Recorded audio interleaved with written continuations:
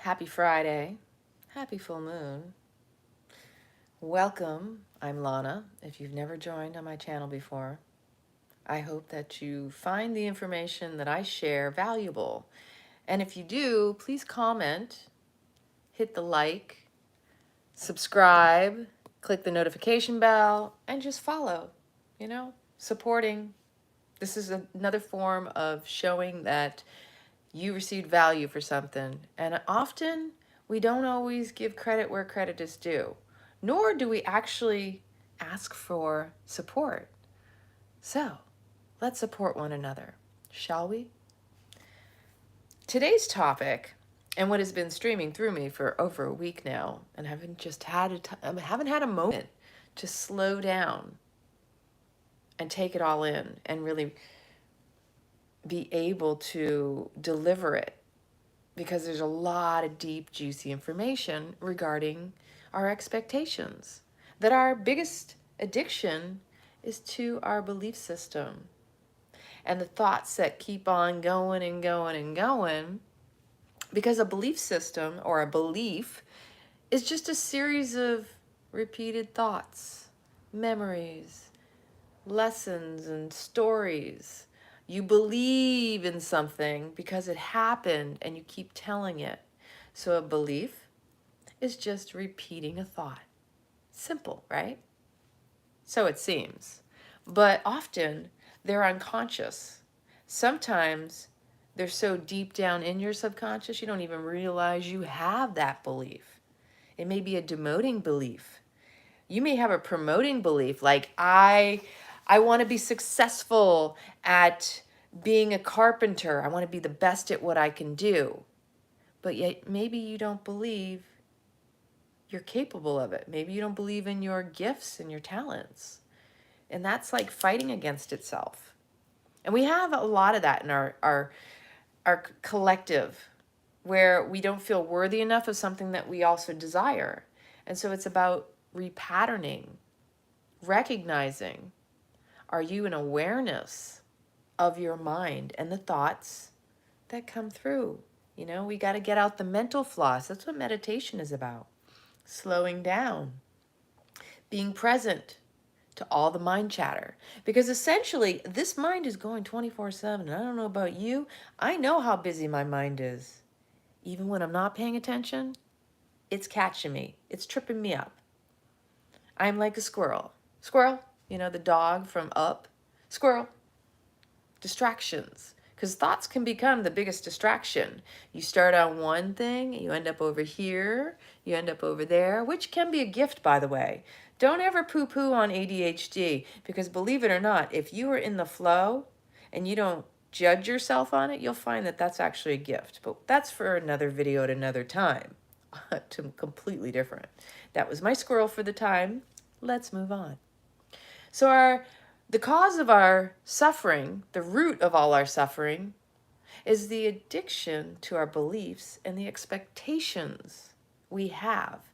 Because essentially what we do is we project out what we expect, knowingly and unknowingly, upon others, even upon ourselves. And when we have an expectation, spoken or unspoken, known or unknown, it's a setup. It's a setup for failure. It's a setup for disappointment. It essentially is, here's this bar, and if it's not met, there's your suffering as a result. So when your expectations in life are not met through others, situations, even in yourself, because we are our own worst inner critic, first off.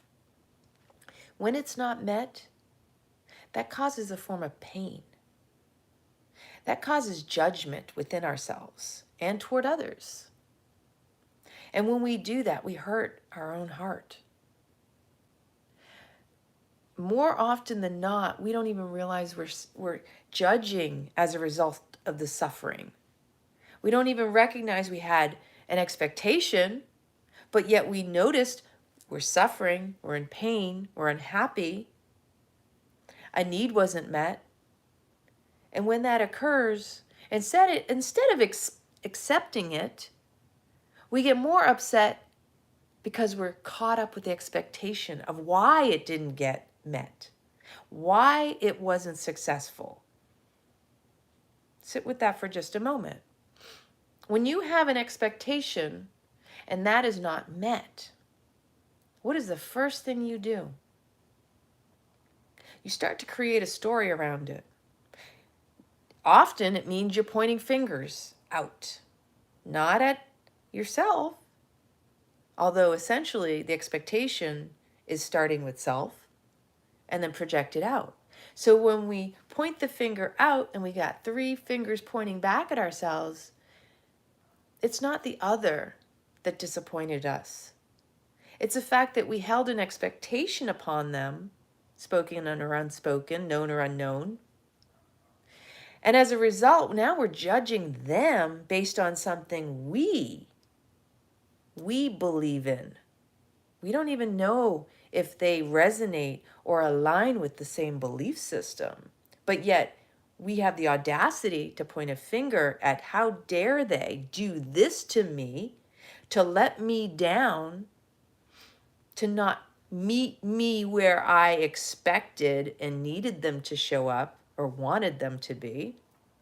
They didn't follow through maybe with something they said they were going to do. See, the problem is, instead of acknowledging where they're at, we expect them to be somewhere else. So what happens is it's what we expect that we get upset at rather than what actually happens that we don't accept. So let's look at that again. So you have an expectation, but this is where that person is. You're not honoring them. You're trying to bring them up here, but they're over here. And this is a repeated cycle that we often perpetuate because we really, truly want to believe people can meet us where we're at. We're never thinking about meeting them where they're at. Ah, that's selfish. But yet we play that victimhood story in our head about how dare they do that to us. How dare they not fulfill the promises they made or follow through with what they said they're going to do. You've held them here, but they're only here. So is that your fault? No, so let's not place a fault. Is that your oversight or undersight? Is that your inability to have clear sight? To accept them where they're at, rather where you want them to be. This is one of the biggest causes of suffering and one of the biggest breakdowns in communication, in relating to one another, in relationship. If we hold a bar up here and you know this person hasn't met it before, you're setting yourself up for the suffering, not the other person. Although you are inflicting that upon them, they didn't ask for that. They may be doing the best they can. You're just not honoring that and recognizing and seeing what their best is. That's the difference. See, we're always meeting each other where we're at, but not always communicating the level at which we're at, and if we even meet at the same levels together. But you are attracting others. You attract where you're at. So when someone shows up to you, they may be showing you, because we are mirror reflections of one another, they are showing you an aspect of you, healed or unhealed. Ever notice you can just fall into a beautiful conversation with somebody? That's because you are both on the same level and meeting each other in a healed space. You're meeting each other where you're at equally. And then there are other people that you have this friction with, because one is trying to convince the other, or the other one can't get where you're at, because there's an unhealed aspect within both of you that you're revealing and showing to the other. You want the other to meet you, but they're not at that level. So that's a wound. And that's an opportunity for you to notice, oh, I need to have compassion. I was there once too. And even the other person trying to get you to see their side, it creates friction because there's an unhealed lesson for both parties. Are you both honoring each other where you're at? Are you trying to one up or convince the other of something that they haven't yet come to on their own? So we attract where we're at, healed or unhealed. People surely just reveal those aspects of ourselves that we haven't healed. So when you start to realize it's about taking personal responsibility for our roles in relationship and not playing the martyr, not playing the victim of what others are doing, but our actual awareness. Make thine eyes one. Go into your into me I see intuition and recognize the other is you. At some point in your life, you may not have been where you're at. So an old aspect of you may be showing up and mirroring, hey, remember when you had difficulty understanding this, or maybe you didn't follow through? Can you honor that person where they're at, where they're doing the best they can? That maybe even they overpromise and they're unable to deliver. They can't show up as much as they really truly believe they can. They may say and articulate, I promise I'm going to do this. And unfortunately, they cannot, and they have not. Are you finally going to accept them where they're at? Not get mad at them, because that person in themselves is already beating themselves up. The reason we hold out for these same people, and I remember this with my mother, is because we don't want to see them struggling and suffering, because in their own minds, they know they're not following through. They know they're promising something they've been unable to bring forth and follow through on. So their inner critic is really beating them up already. They don't need another person to do it for them. I've been on that level myself. So that when someone pokes you with a disappointing statement of, well, I expected you and you didn't, and you have to choose your languaging, because how would you want to be spoken to? Especially when the inner dialogue is already 100% worse than what you're probably giving them. And I'm saying this from my personal experience, having been on the receiving end with my own worst inner critic, and having said something to someone that maybe wasn't necessary or kind, in recognizing this. Because we're all kind of navigating the waters. So we hold out because ultimately we want to see them succeed in following through. We want to see them past their suffering, because we know what that's like within us. We know they want to on a deep level. That's natural. The hardest thing is to see someone promise something and see them fail at being unable to deliver it. But it's not our place to fix that. Although that's an irony, because what it is, what we see in another, that aspect that we want to fix and help, is that unhealed, unresolved trauma within us. Whether we fixed or healed it within ourselves or not is irrelevant. We seek to help and fix outside of ourselves as a way to heal those aspects within us. So whatever it is that triggers us outside is always within. As above, so below. As within, so without. And I like to equate it to the inner child that we neglect. When we're not going within and healing that inner wound, that unresolved trauma, and our inner child is feeling neglected, it literally is like, hey, I need your attention. Right within you is this inner child that's going, I need your attention. And it manifests and it physically becomes tension in the body. And when that happens, it's because it's your inner child vying for your attention. And when you don't pay attention energetically, you call in a third party to work it out. So when another person is in your life and you get upset at the way that they act or behave or don't meet your needs and come and meet those expectations and the standards that you set, that's actually showing you something about yourself. It could be, why are you not showing up to yourself that way? Why are you expecting someone else to meet that need?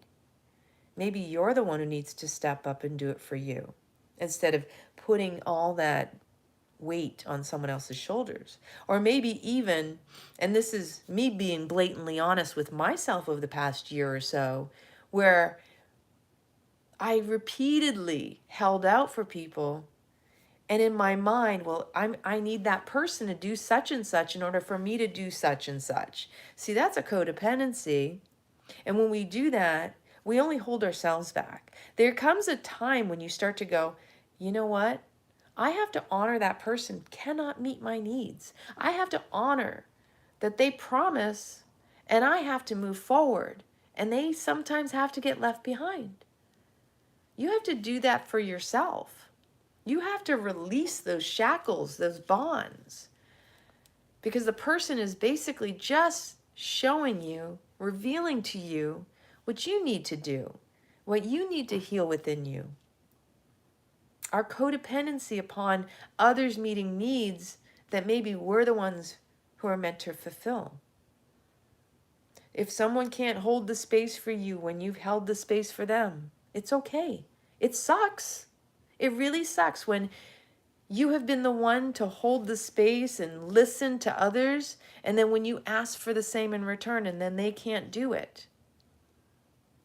And you have to recognize and honor that, wow, they're not at the same level. You've held them here because you did that for them, and you have that golden rule, do unto others as you would want done unto you. And because of that, you anticipate that the other will be able to fulfill and reciprocate. Femininity is reciprocity. We expect to give and receive. That's a feminine trait, to be able to receive that which we've given. So when someone is unable to reciprocate that which you have given, it feels painful because you had an expectation, not because you accepted where they were at. You didn't see it with your eyes, your third eye either. You didn't know it. I'm going to change this word know, K-N-O-W, to G-N-O-W, to gnosis. Because when you truly know, it's an inner knowing, not a mental knowing with the K. Gnosis is into me, I see. It is a part of you trusting your intuition. The gnosis, the deep gnosis, the G-N-O-S-I-S. That's G-N-O-W. That's when you know. You recognize, wow, I can see that this person may say, they may believe what they're saying, they want to follow through, they want to fulfill and support you. But it's not in their energy, it's not in their frequency, it's not in their ability to do it. Because they're not here where you're expecting them to be. They're still down here. And so this is how we set ourselves up for failure, for struggle, for strife, for suffering. In our minds, which is what starts it all, starts the whole train of cycles, the whole legacy, the unfolding of our suffering begins in the mind. Harnessing our thoughts, so being in awareness of what our mind chatter is, meditation, single-minded focus. When you know yourself so well, the thoughts that you hold, the patterns and the way that they continue to perpetuate. See, it's about mastering the mind, not being enslaved by it. It's not to obliterate your ego, let go my ego. No, it's to befriend it, because that ego helps you survive. And when you really hone in and mold your ego at your will to work aligned with your heart and your soul, that's when you master your mind. Because the ego is your friend when you treat it as such instead of allowing it to run amok with these unconscious thoughts. So with conscious awareness, it's about knowing with the GNOW, not just a mental knowing. It's a, I know myself so well. I know what patterns I have. I know my angel and my devil. I know my dark and my light, and I embrace them because I don't want to be fragmented. I can recognize in another even my darkness, and I'm not surprised or taken off my guard.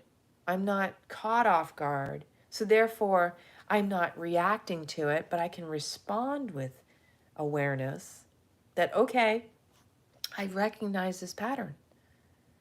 And I'm not going to get upset because I already anticipate that this is my expectation, and I have to really consider, well, maybe that's not sufficient. That's not kind. We're not meeting each other where we're at, or acknowledging and honoring each other. Because relationship is about how we relate. And first we have to be able to know thyself so well so we can relate and better know others. Because when you know yourself so well, you're going to see yourself in others. You're going to notice, oh, that's an aspect of me. Past, present, or future. The good, the bad, the ugly, the beautiful. It's all you. Everything you see outside of you is you. And when you recognize that, you can celebrate it too, because the things you acknowledge in another that you love and the things you claim to despise is all you too. And that makes it more humbling because it's like, oh, I'm choosing to witness, I'm choosing to participate with the different aspects of myself all around me in this life. Nothing is separate. And when you think you're separate, that's causing your suffering. Because you want it to be different, doesn't change a thing. When you accept it, you honor it, oh, that's a whole nother ball game. You don't try to change it. You just look within and go, how can I better show up to the situation? As opposed to trying to fix and mold the externals. Because again, as I say, if you don't go within, you're going to go without. And then you're left empty-handed. It's one of my favorite things. It's a gesticulation, the Italians would say. This means you're empty-handed, like grasping for seams, grasping for something intangible most of the times.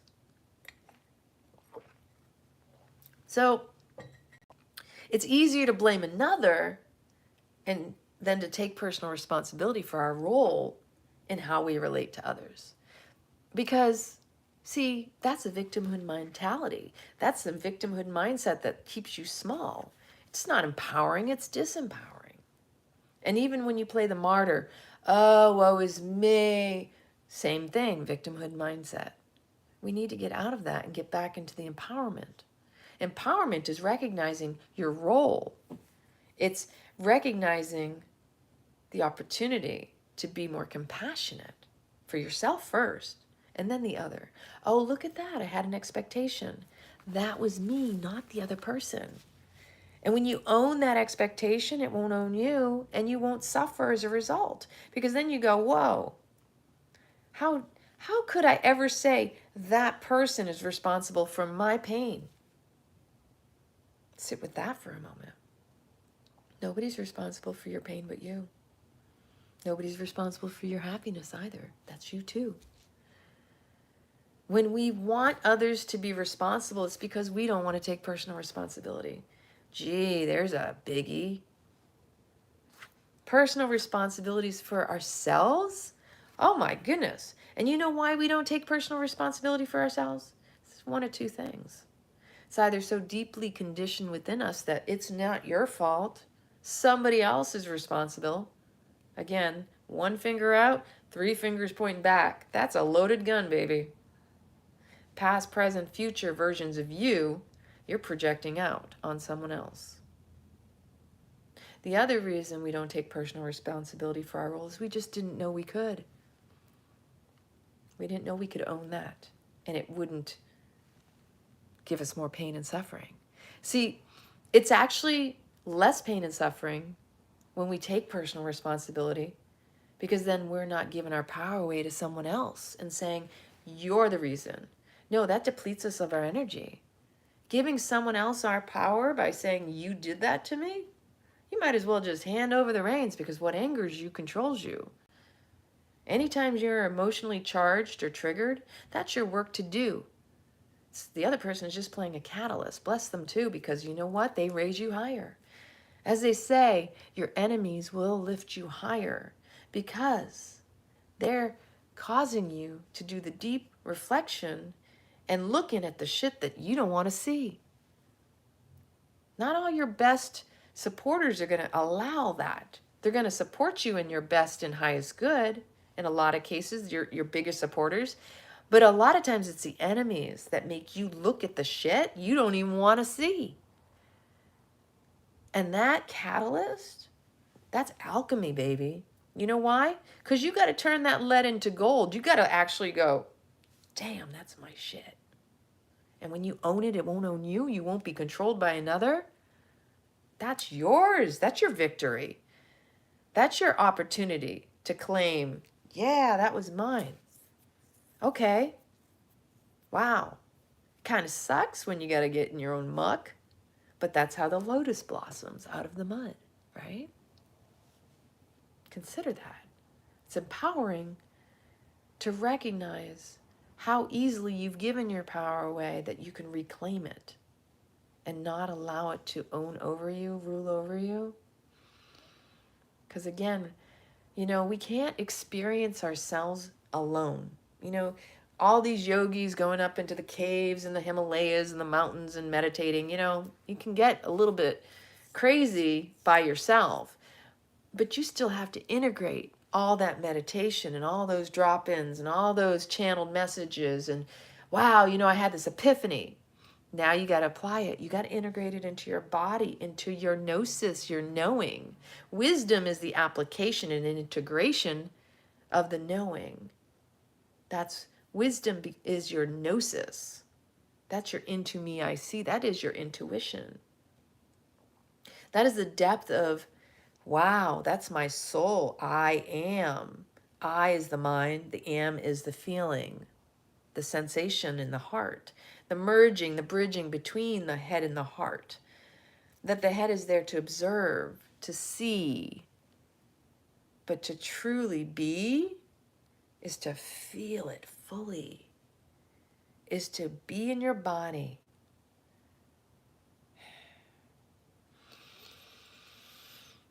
Where there's tension in your body, it's vying for your attention.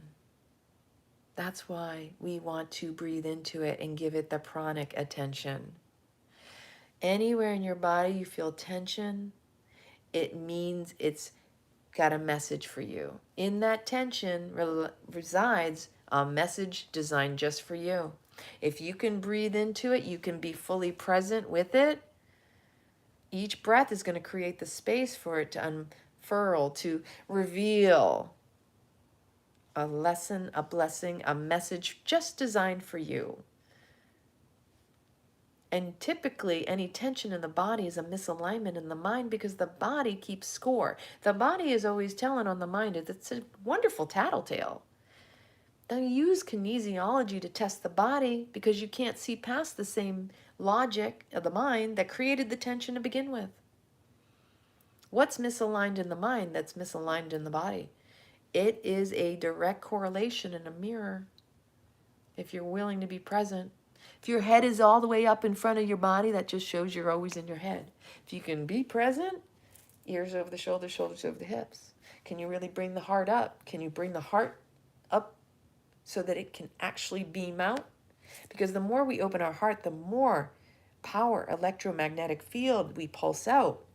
We radiate out our power. About that alignment, physical alignment. You can get into the mind through moving the body. Realigning the body affects the mind. It's a rewiring of the hemispheres of the brain, that we rewire the body in the movements, in the alignments, the resetting, recalibrating. And so we can repattern our beliefs, but we have to be in the body to recognize where the misalignment is to begin with. What is being reflected? Because an expectation that is unmet in the mind is going to lodge as a physical dis-ease in the body. So you're dissing the body through the mind. Dis-ease in the body is a dis-ease in the mind. Expectation leads to pain and suffering. And the belief systems we hold, every thought we repeat is a belief. And when we put that on someone else, we need to be responsible and recognize if that is kind, if that is even sufficient and sustainable. Because what we do to another, we're really doing to ourselves. Everything we seek is within, but yet we go without. So all this projecting out, all this trying to fix another, all this trying to get people to meet our needs is us seeking to fix ourselves in the end. That it's never about the other person, but that's how we experience ourselves, is through another. If you can't do it on your own, alone, that inner child's going to call in that third party so that you can hash it out, work it out, fix it in you. But they're the catalyst in a lot of cases when you're not doing the work within.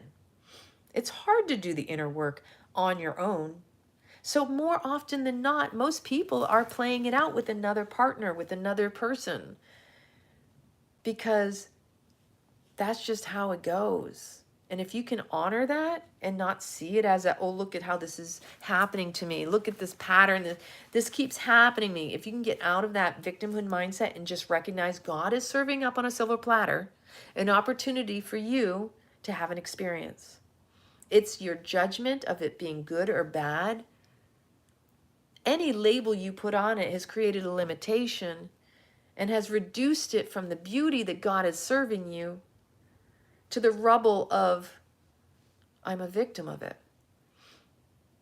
If you were able to see that God is serving up every single experience and opportunity, it's you that's judging it. He's not judging you. God doesn't judge. God loves everyone and everything. And the deepest thought that dropped in, not thought, I got this channeled last night, and I'm like, oh, this one will hit home for some people. For all the pain, the suffering out there in the world, God loves that too, or it wouldn't exist. Because there's beauty in it all. It's our human, man-made thoughts that believe that none of that's supposed to happen. But without the contrast, you wouldn't appreciate the good stuff that happens either. Until you shift your mindset around what is good and what is bad and what is right and what is wrong, this dualism, this separation, this polarization, that is what is causing our suffering. The need to be right, not necessarily choosing happiness. The need to project out and say, this one did that or that one did that. It's not my fault. You know what? Get away from the shame blame game. Man has perpetuated the suffering. It's conditioned the suffering. From the moment we're born, we're taught, you have to prove yourself worthy because you were born of original sin. Gosh, that's a lot. We come in here out of the womb screaming like, I just came out of a warm, beautiful, nurturing space into this world that's telling me I am full of sin and I haven't even done anything yet. So now I have to prove myself worthy. And I constantly struggle and strive and try to meet those expectations, which is why we hold expectation. Because we were taught to meet expectations. That's a polarity. We were taught to meet expectations, so therefore we were taught to have them. You see how that works? That's one hell of a give and take. In fact, it's a take-take. Because it's taking away our joy and our appreciation and the pleasures of this life. That every expectation we were trying to meet, now we're holding for others. we're holding for ourselves. And it was taught. You didn't have that. Intuitively, knowingly, gnosis, there's no need to meet an expectation.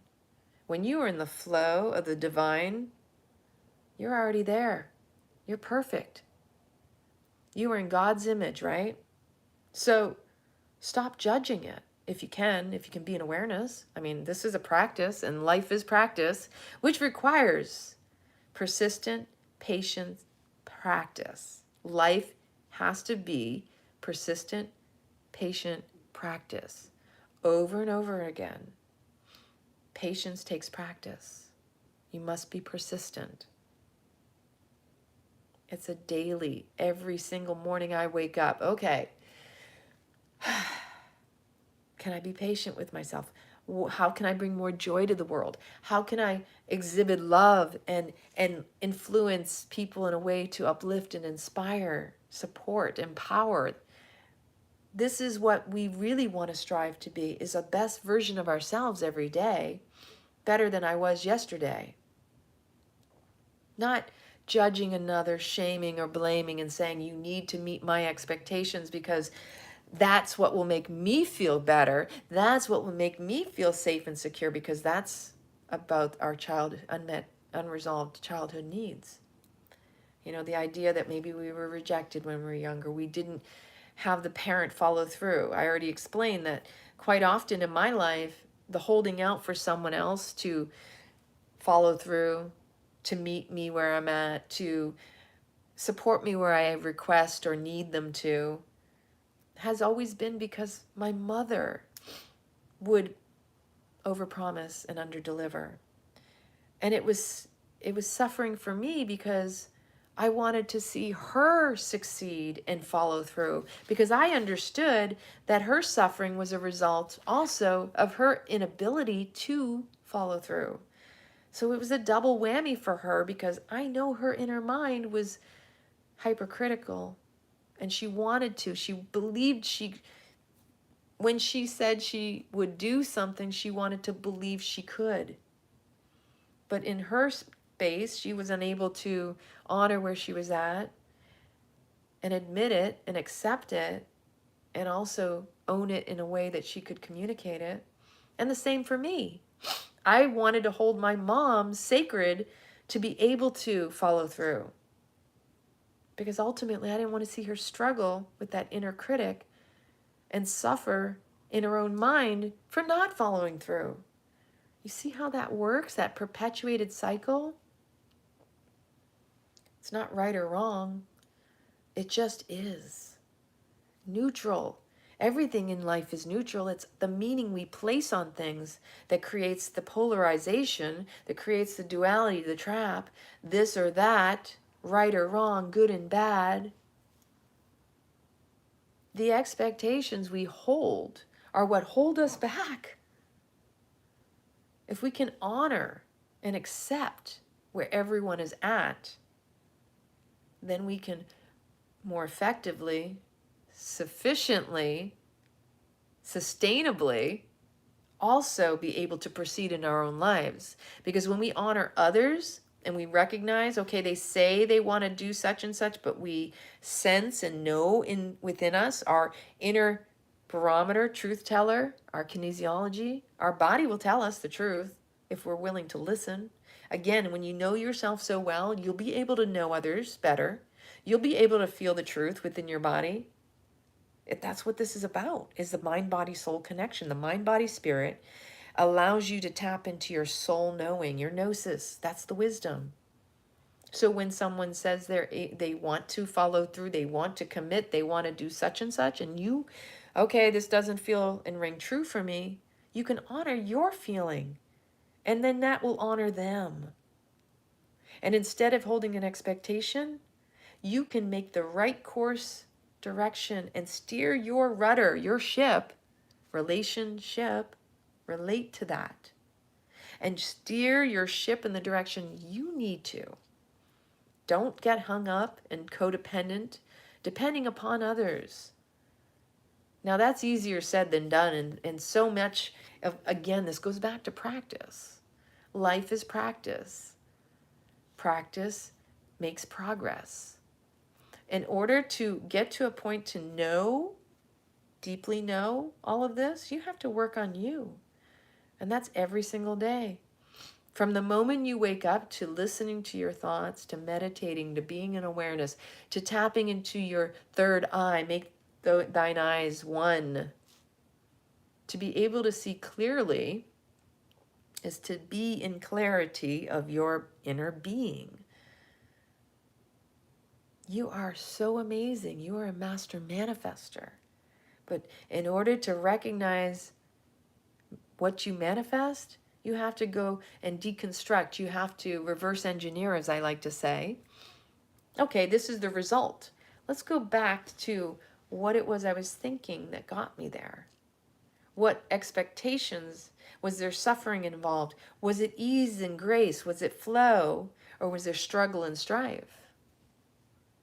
Look at the places and the points in your life where you manifested something and you knew you can look back and see how you got there. That's reverse engineering. Looking at the process, the progress from the back end to where it originated. Remember the first thought you had that you wanted to manifest that. We've all done it. We're all capable. We've all at some point go, this is what I'm going to do. And then we followed through. And then there were times we didn't. Maybe we said, this is what we're going to do. And it took longer. You didn't follow through. But maybe you took a different route to get there. So just being in awareness, being kinder on your mind, empowering yourself, because you are the one with the power, and not giving your power away to someone or something else. That this is a big theme in the collective consciousness right now. We are not the victims of our circumstances. We are the victims of our choices. Our choices, whether we choose to put so much power in someone else's hands for our lives, to depend on others to show up in order for us to move forward, for others who are unable to hold the space or support us where we need them, to going back to, I have to be the adult and reparent myself here. That our inner child will call someone else in because we ourselves are not giving the attention to the tension that is in our body. And when you own that and recognize that, you're going to start to find your life will shift in all these little magical miracles, because your life should be one that big magical experience, that you'll start to see the blessing in every single experience, and you won't go, that was good, that was bad. You'll just see the contrast, and you'll be more neutral in your approach and go, oh, wow, this is being served up to me. There's an opportunity here. Which direction am I going to choose to go? The duality is in the catching up with the, oh, I have to label it, because labels, those cause limitations, people. Anytime you label something, you get lazy. And when you label it, you limit yourself. And when you put it in a box, 9 times out of 10, people put things in boxes because they labeled it and they just tuck it away and they forget about it. Whether it's a dis-ease that has a label or disempowering statement, it's usually a dissing, because anytime that goes in a box with a label, you have dissed it out of your life. And it's still there because it lingers. Oh boy, when you label something, it'll linger longer. But if you see it and you go, I'm not letting that label define me, now you can be limitless. You can be grateful, full of gratitude that you reclaim your power. It's all in the languaging. It's all in the story you tell and the construct. See, the words you use, that's why they call it spelling, cast spells. And you are casting the spell in your life. You are the main character. You should be the star of your own show. Not an extra in someone else's life. Not an extra in someone else's movie. We're all playing parts. We're all playing roles. Be mindful of yours. Don't worry about everybody else's. They got plenty of their own issues and traumas. Work on yours. We create our drama and our trauma because it's an addiction. It's easy. And I was thinking about this the other day. I'm like, you know what is even funnier? There's a certain point sometimes we hold out because we want to see how bad it will get. We want to push it to the limit. Think about that. Are you one of those? Are you that hopeless romantic or that idealistic optimist? I can attest to it. Where you have all these ideologies about how someone should show up to you. And you want them to live up to your expectations. You want them to be the way you want them to be versus accepting them as they actually are. You know, you start concocting all these fantasies. Oh, I'm already visualizing this perfect life with this person I just met, and we have this kind of spark. Like, why not just be present in the gift of the now? Don't get caught up in that crazy loop, that story of what could be, how you see yourselves. Come on. It's nice to fantasize. Just be careful about how deep you go down that rabbit hole. Because when we start concocting stories like, you know, this fantasy and the other person's not a part of that actual dialogue or that communication, you're setting yourself up for that fall. Because again, you're spiraling down, you're going to fall even further.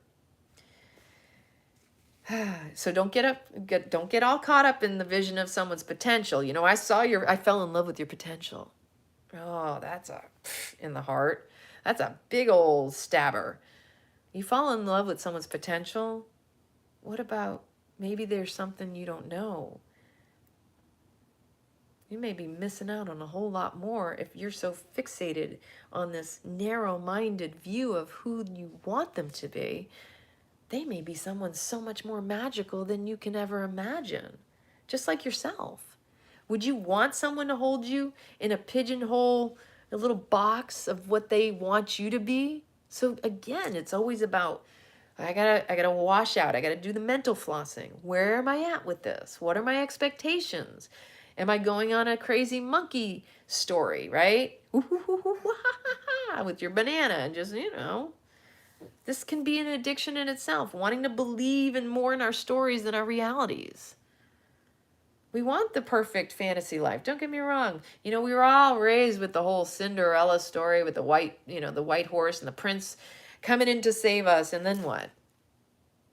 They didn't talk about the part where, you know, there's expectations and people don't communicate, and then you got to work on the communication style between two people. And, you know, sometimes people come together and they don't work out. It's not all rainbows and unicorns, although we'd like to think it is. It can be. But first you got to accept what is really in your face and what is happening. And don't try to concoct a story around it. Like, we do that. We humans. We crazy humans in our tricks. Oh, they did this. Well, what was your expectation that they didn't do what you wanted them to do? First off, you probably didn't communicate it.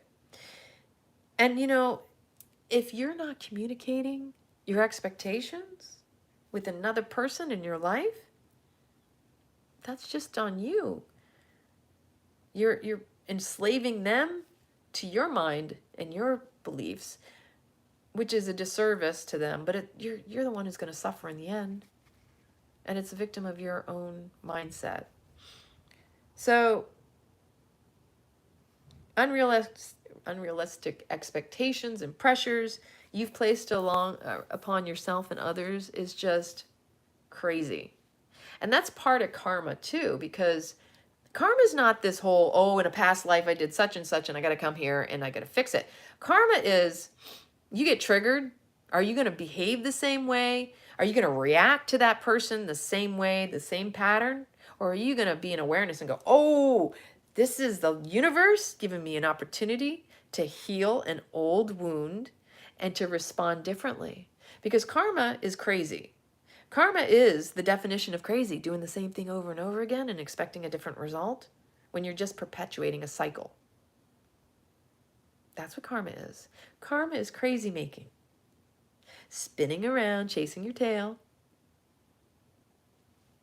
and you getting upset at others for your reaction, your upset because of expectations, that you haven't healed that aspect in yourself and you're mad because someone triggered it in you, instead of seeing that they're actually helping serve you, to see it. Anytime someone triggers you, you need to step back, take a deep breath. What about this situation am I meant to understand about myself? What is it I need to see within me that this person is upsetting? What is upset within me that this person is stoking an old fire?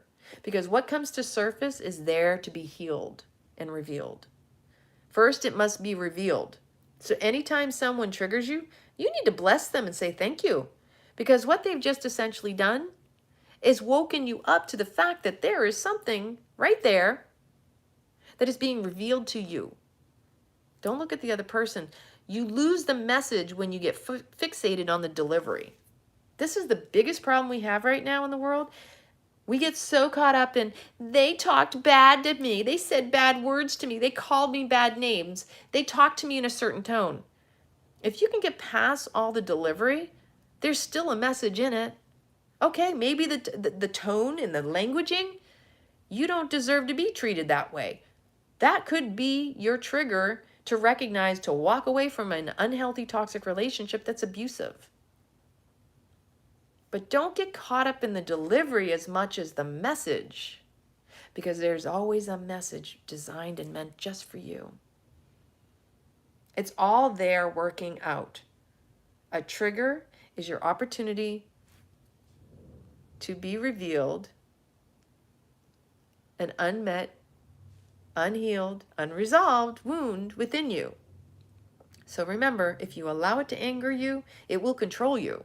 But if you're in awareness and you can step back and reflect upon it, take a deep breath and go, whoa, there's a message in here. What is this? What is meant for me here in this moment? What is the message in this situation? Can you take a moment and just go, it's not the person. It's not the delivery. They're not doing this to me. They're the catalyst. They're triggering something in me. Wow. Where do I feel it in my body? What memories is this evoking? Who does it remind me of? Because essentially this 9 times out of 10, you're going, oh, this reminds me of that time when I was younger and my mom scolded me in front of such and you can go into a whole story. Pay attention. Whatever that is conjuring up in you is that old wound. It's not them. The root cause of it is the unresolved, unmet needs. It's the situation that never came to completion that you never got to heal. So once it's revealed, now it can be healed. But you've got to feel it fully through to completion to heal it fully. So nobody ever does anything to you. They're just a catalyst to you, for you. Again, we are all each other. Recognize the other as you and recognize God at all. When you recognize God as an all, then you recognize the other as you, and you are both God. That you are showing each other an aspect of each other.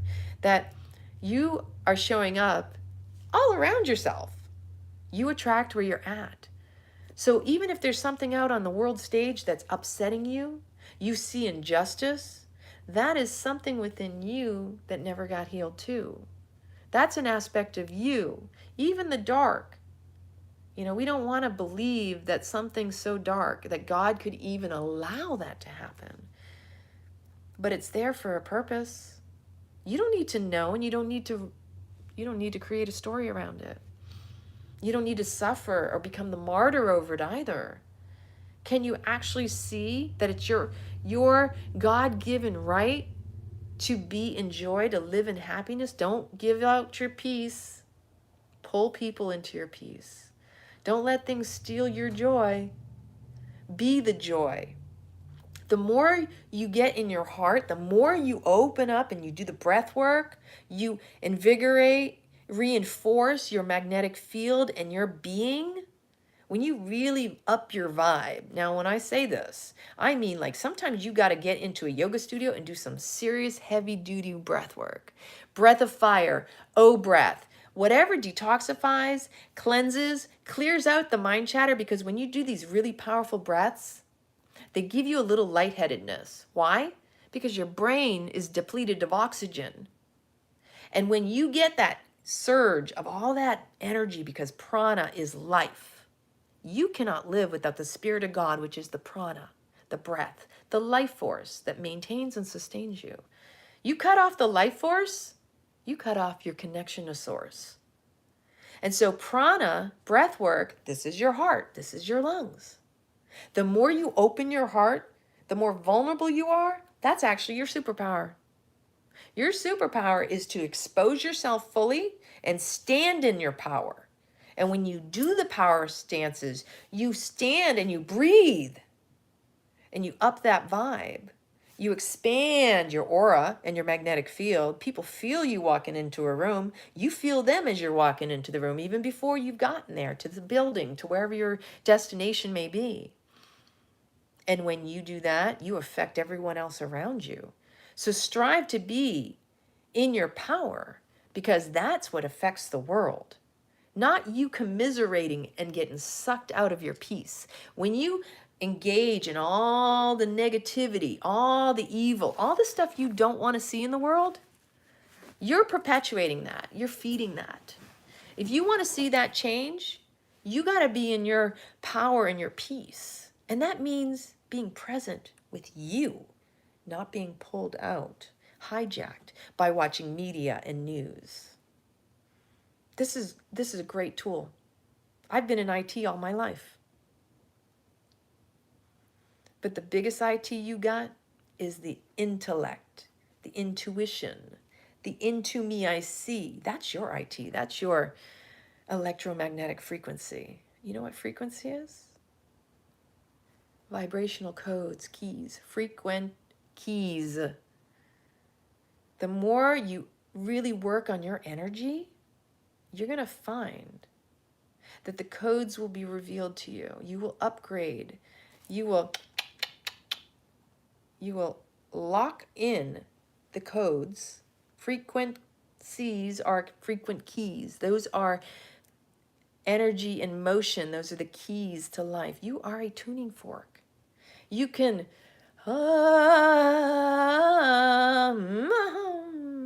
light codes. You can use the frequency of your voice, humming and oscillating, vibrating your cells in your being. You are your healer. We don't need anything outside of us. We have this all within us. But first you have to work on knowing yourself. You can do all of this. You don't have to do this in any particular order. But the key is persistence with patience takes practice. So practice makes progress. Being in awareness of the expectations that you have for yourself and others, that's huge. Don't do yourself a disservice. Don't diss your ease. Don't diss your grace. If you want grace in this life, you have to be the grace. Life is a magical wonderment for our enjoyment. We created all of this. We created the good and the bad and the beautiful and the ugly, or whatever you want to call things. Whatever you label it, you limit. Don't limit anything. You are limitless. You are full of so much positive potential. Neutrality is really the key. And recognizing that everything is neutral, it's just your judgment upon it that causes the suffering and pulls it out of that neutrality. You end up creating duality. When you limit things by labeling them, by choosing this or that, you have dismissed and rejected another thing. For everything you choose in life, you are also denying something. So just be kind on yourself. Acknowledge that, wow, if I decide to go in this direction, yeah, I'm kind of rejecting the other direction. But can I be in the flow and just allow myself to grow. Wow. The magic's within. Can you allow it to guide you? The I am to be. So much juiciness. And I've been reflecting on this word forgiveness. Do you know what forgiveness implies? It meant that you had an expectation that was unmet. And when you have to forgive someone else or even yourself, you're implying that you judged.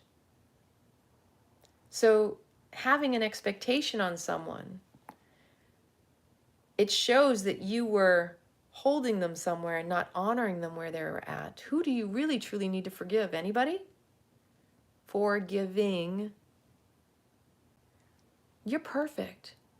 And sometimes where you're at is okay, but you need to also honor when someone else is at. And yes, they may not always see you where you're at and honor you where you're at. What's most important is your awareness of where you're at. You're honoring that where you're at. You being present, that's the gift. And it's your presence that exudes your essence. And that when you are in this beautiful space of allowing and being in awareness and honoring, there's no need to forgive anyone. Because then you recognize there's no expectation needed, no expectation necessary. That you stop judging. That's what forgiveness is implying, that someone had to be judged, that somebody had to be manipulated because they didn't meet a certain thing. That all of a sudden, if you had to forgive someone, what was it that you were holding them to begin with? Or even forgiving yourself. You just didn't honor where you were at. Can we get away from forgiving and recognizing there's nothing to forgive? Even God said, you were forgiven long before, so there is no original sin. You have nothing to prove. See, because that's forgiveness, is showing that you have to prove something. And when you have to prove something, prove yourself acceptable. Prove yourself successful. Prove yourself lovable. I'm not enough. See, once again, we think we need to forgive ourselves for all of this.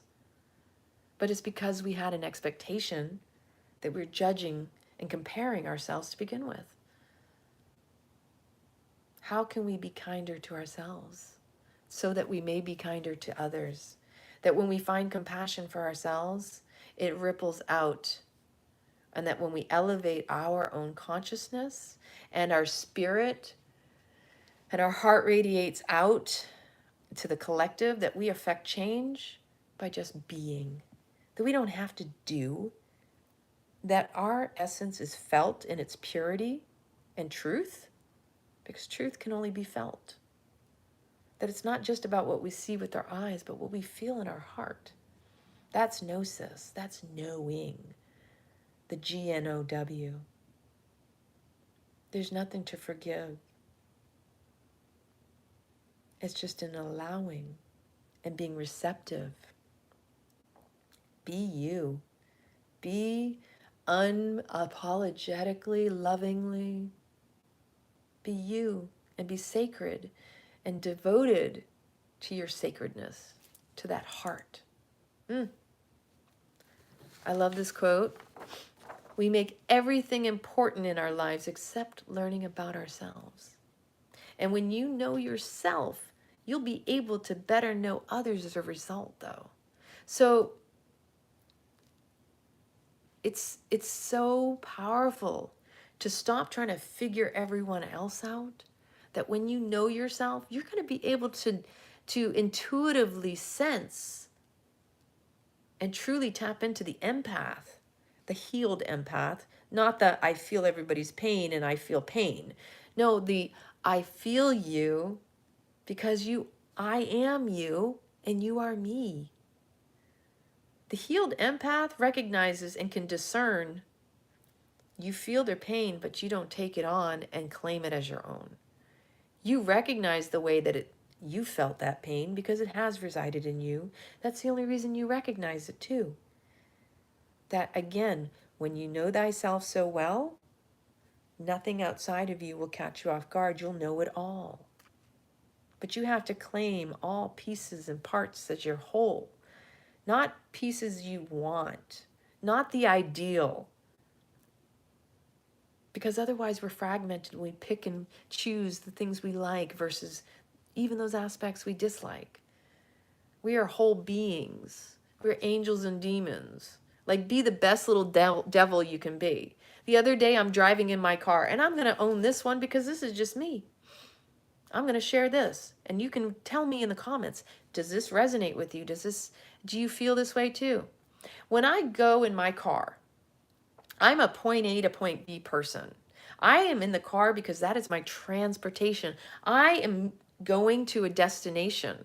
I'm not there to just hang out behind the wheel and just lollygag and look around. No, I want to be fully present because it's a machine. It's a powerful, it can be a weapon. It can harm.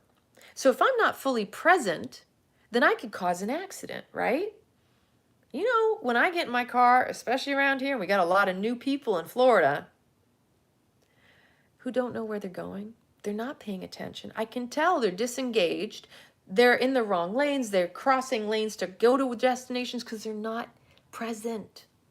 So I do admit and own I'm intolerant. I'm impatient. Why? Because within me, I am present and I know where I'm going. But I'm also aware of that if I recognize that a person is not in awareness, that I'm also a guardian angel for them because God put me there to oversee those who are not fully present and cognizant and aware of what they're doing. So I balance my angel and my devil with that one because on the one hand, I get impatient because I see it, because I see how dangerous that is. And that when I'm on the car, I want to be straight A to B. But then when there are certain people out and I'm seeing the dangerous ways they're behaving and they're not present, then I also recognize that if I prevent an accident, that's what I was placed there for. So it's not always about me getting to the destination without assuring that others are safe too, just by my awareness. So sometimes someone cuts you off, almost caused you an accident. Are you going to point the finger? Or are you going to go, God, I'm grateful for you because if it wasn't for me recognizing the person cut me off, they would have had an accident with somebody else who wasn't present. So therefore, I acknowledge I was placed there because I'm quick to respond because I'm so present, so that I was the guardian angel, not just for myself because I didn't have an accident, but also for the other person. Because by my observation, my awareness, and my quick response to the situation, I prevented myself and that other person an accident. And 9 times out of 10, they don't pay attention. They don't even know that you're back there. You know, yes, you may curse a little. You can have the moment of the cursing. You know, you get the first time's, you know, permission. After that, it's, okay, I was meant to prevent that from being an accident. That's okay. Can you own that? Can you allow that? Because that's a flipping of the mindset in itself, that instead of pointing a finger and saying, they almost caused me an accident, and how dare you, and going after them and flipping on the bird or doing something else irresponsible and even more dangerous than what they just did. Or you back off and you go, hallelujah to the highest and the most, that I got the awareness and I could see with my 2 eyes and I'm quick to respond. Because in that moment, you were serving them up a blessing by watching over them, and you're that human angel on earth incarnate. Change your perception around things and you will change your life. It's all a matter of changing your mindset and your belief system and the expectations. That whenever you point that finger out at someone else, you're playing the victim, number one. And you got a loaded gun. You got 3 fingers pointing back at you. And I prefer to call these the past, present, and this one, that could be your future. So that could be a fuck off. Like, you think you're getting one up by pointing a finger at someone else, and then speed up and down the line. And I've had this happen where you get upset at somebody for something and then come up into the future and then you pull the same thing and you're like, oh man, I've been there where I go, I just did exactly what I blame someone else for doing to me. That's a form of karma right there.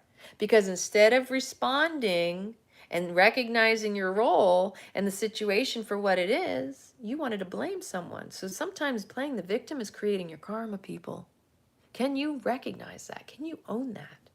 That every time you play the victim, you are perpetuating your karma. That's a cycle of patterns. That's a repeating of lessons. So therefore, if you claim yourself a victim, you will perpetuate yourself a victim. So you don't want to be a victim. Don't point fingers and blame and shame others, because that's just blaming and shaming yourself. And what you do to another is breaking your own heart, because for every blame and shame and label and angry thing you say to another, you're actually doing that to yourself, because your mind only hears the words you're speaking. It doesn't even hear that it's being directed out to someone else. So when you talk shit or ill about another person, your mind is hearing it as if you're talking about yourself. Sit with that one and eat that humble pie for a moment. That doesn't taste so great. So every word you speak should be words that elevate, that uplift, because you're casting a spell. And what you may think you're cursing another, you're casting on you. That's your spell. That's your curse. You want to talk about real witchcraft and spell casting? Pay attention to your languaging. That is the most important thing you'll ever do. The words you speak, they become, the words you think, they become words, and those words that you speak become things. You are creating your reality at all moments. At all moments. And your body is always keeping score and listening, so it's registering. So even though in your mind you say things you don't mean, your body is still going, misalignment, untrue. And so for every untruth, every misalignment, every dis-ease, something in your mind that isn't true, your body registers discomfort, dis-ease. That is your form of truth. It is registering the misalignment in the mind becomes misalignment in the body. That's your truth indicator. That is your hey, you know what? The biggest tattletale you'll ever have is your body. So if you feel pain in your body, just imagine what's going on up in your head. If you can sit with your body, breathe into it, move it all around, and actually be present with it, it'll reveal whatever's going on up in here. But it takes practice, and it takes actual confrontation. It takes compassion, and even tapping in. And remember I said it's all about the breath. When you master your breath, you slow your mind down enough to master it because you recognize it. When you witness the thoughts, then you can repattern. You can rewrite your story. So when you master your breath, you master your mind because you're in awareness of it. And once you've mastered your mind, now you got full master over your domain, your life.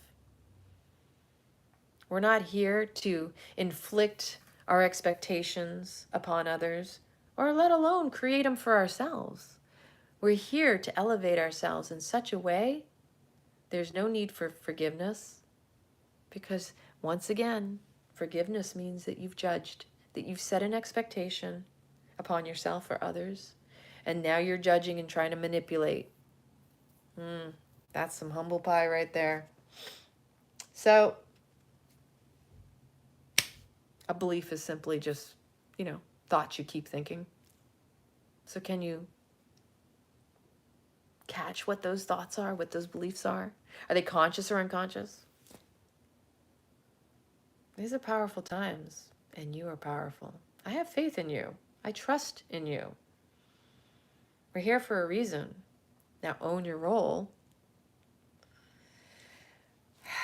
And let's unwind. Let's reverse engineer and get out of our suffering. Let's be clear on the beliefs that we've been holding that have been the root of all our suffering. Let's Normalize accepting where we're at, honoring that, and also accepting and honoring where others are at. To stop placing expectations on one another, upon ourselves, and perpetuating this karmic loop that creates us, continues to perpetuate this whole, this no more victimhood mentality, no more victimhood mindset. You're better than that. So let me know in the comments. Did this resonate with you? Did this help you? What stood out the most in everything I've just shared?